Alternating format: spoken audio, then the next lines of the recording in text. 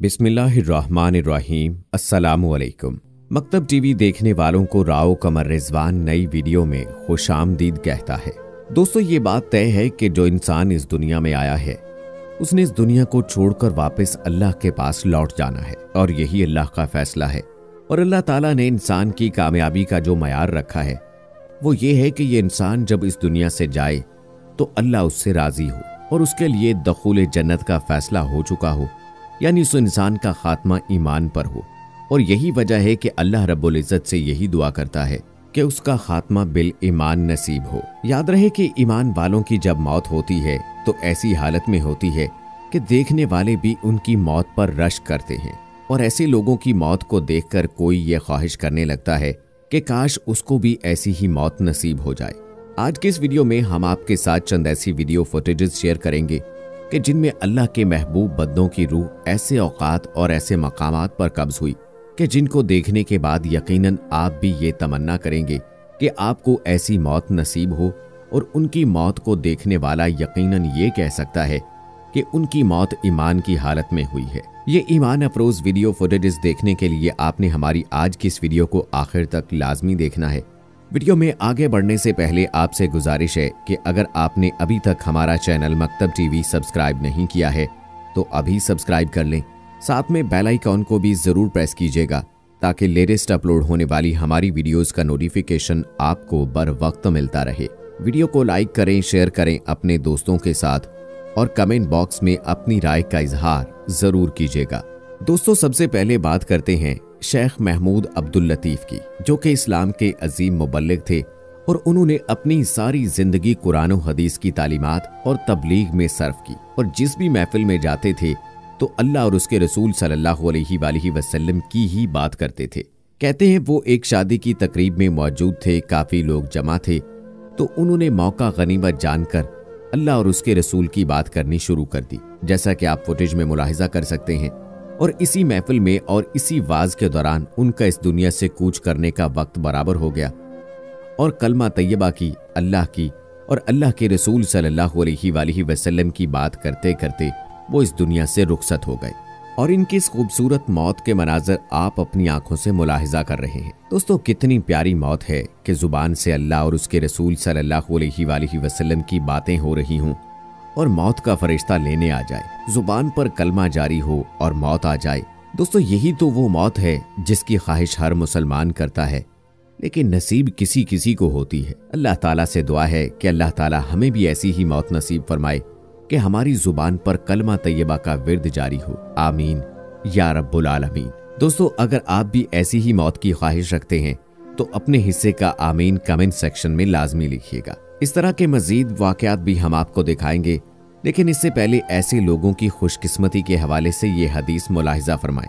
हज़रत जाबिर रज़ियल्लाहु ताला अन्हु से रिवायत है कि रसूल करीम सल्लल्लाहु अलैहि वसल्लम ने फरमाया, क़यामत के दिन हर बंदे को इसी हालत पर उठाया जाएगा जिस हाल पर वो मरा है। बारिवायत मुस्लिम शरीफ। मतलब ये है कि जो शख्स जिस हालत और हैसियत में इस दुनिया से रुखसत होगा उसी हालत में क़यामत के दिन उठेगा और उसका उखरवी अंजाम उसी के मुताबिक होगा। अगर ईमान की हालत में मरा है तो इताअत व इबादत गुजार बंदे की हैसियत से उठेगा। अगर गुनाह व मसीयत की हालत में मरेगा तो नाफरमानो गुनाहगार बंदे की हैसियत में उठेगा। इसी तरह अगर खुदा के जिक्र की हालत में मरेगा तो जाकिर बंदे की हैसियत में उठेगा और अगर जिक्र खुदाबंदी से गफलत और लापरवाही की हालत में मरेगा तो गाफिल और लापरवाह बंदे के तौर पर उठेगा। गर्ज ये कि क़यामत के दिन उठने और आखिरत में फलाहयाब होने या नामुराद करार दिए जाने का मदार खात्मे पर है।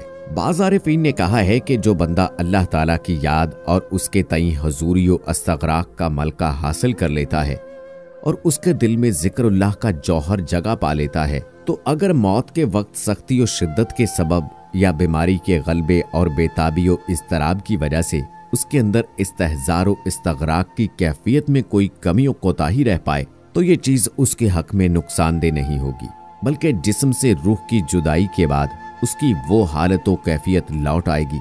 लिहाजा असल बात यह है कि जिक्र खुदाबंदी और ताल्लुक मा अल्लाह में वो मलका व कमाल हासिल किया जाए जो बाहर सूरत सरमाया नजात है। दोस्तों, आपको उस नौजवान की फुटेज दिखाते हैं जो कि सोशल मीडिया पर काफी वायरल हो रही है, जो किसी ऐसी जगह पर नमाज अदा कर रहा है जहां इंतजार करने के लिए कुर्सियां भी मौजूद हैं और साथ में एक दुकान भी है।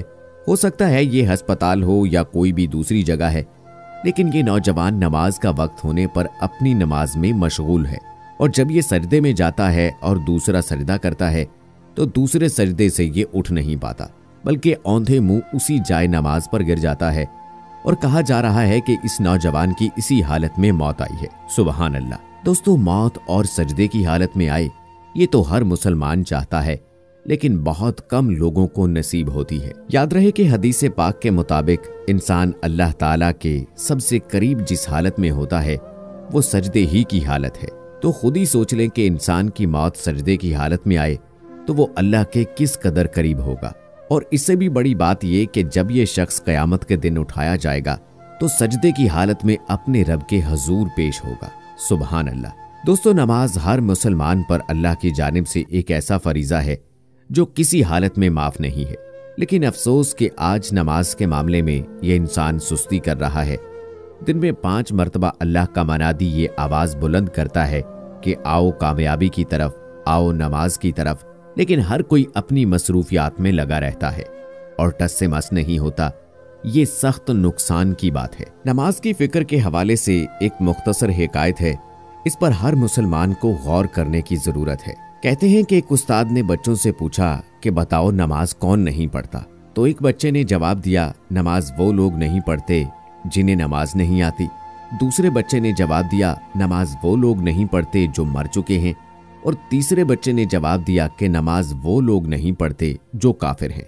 उन बच्चों के इन मासूम जवाबों ने उस्ताद को फिक्र में डाल दिया और ये सोचने पर मजबूर कर दिया कि आखिर मेरा शुमार किन लोगों में होता है। क्या मैं उन लोगों में शामिल हूं कि जिन्हें नमाज नहीं आती, या क्या मेरा शुमार मुर्दों में होता है? फिर मैं काफिर हूं जो मैं नमाज नहीं पढ़ता, क्योंकि नमाज तो मुसलमान की पहचान है और हदीस पाक में वाज़े फरमा दिया है कि काफिर और मुसलमान में फर्क करने वाली चीज नमाज ही है। अब हर मुसलमान को चाहिए कि वो इस बात पर गौर करे कि मसाजिद के अंदर और घर में तमाम सहूलियात होने के बावजूद भी हम नमाज क्यों नहीं पढ़ रहे। सर्दियों में गर्म पानी और हीटर लगे होते हैं, गर्मियों में पंखे और एसी चल रहे होते हैं, लेकिन अजान सुनने के बावजूद हमारे कदम मस्जिद की जानिब नहीं उठते। खुदारा अपनी आखिरत की फिक्र करें, अपने खात्मे की फिक्र करें।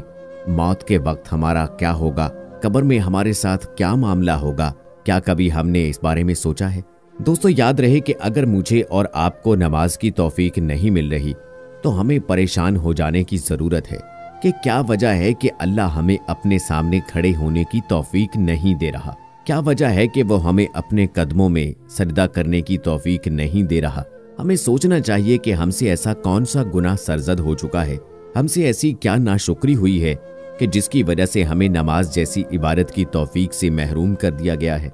हमें चाहिए कि इस बारे में फिक्रमंद हो जाएं, इस बारे में सोचें और अल्लाह से अपने गुनाहों की माफ़ी तलब करें और अल्लाह से नमाज की तौफीक मांगें और आज ही से ये तहैया करें, ये अज़म करें कि नमाज को किसी भी सूरत कज़ा नहीं करेंगे, ताकि हमारा खात्मा भी ऐसी हालत में हो कि अल्लाह हमसे राज़ी हो। दोस्तों, हम ये उम्मीद करते हैं कि आपको हमारी आज की ये वीडियो ज़रूर पसंद आई होगी। अगर आपको हमारी आज की ये वीडियो पसंद आई है तो सबसे पहले तो इस वीडियो को लाइक करें और अपनी राय का इजहार कमेंट सेक्शन में करें। और आपसे एक बार फिर दरख्वास्त है कि अगर आपने अभी तक हमारा चैनल मकतब टीवी सब्सक्राइब नहीं किया है तो अभी सब्सक्राइब कर लें। साथ में लगे बेल आइकॉन को भी ज़रूर प्रेस कीजिएगा ताकि आपको हमारी आने वाली मज़ीद वीडियोज़ का नोटिफिकेशन मिलता रहे। इसी के साथ दोस्तों, मुझे अगली वीडियो तक इजाज़त दें। अल्लाह हाफिज़।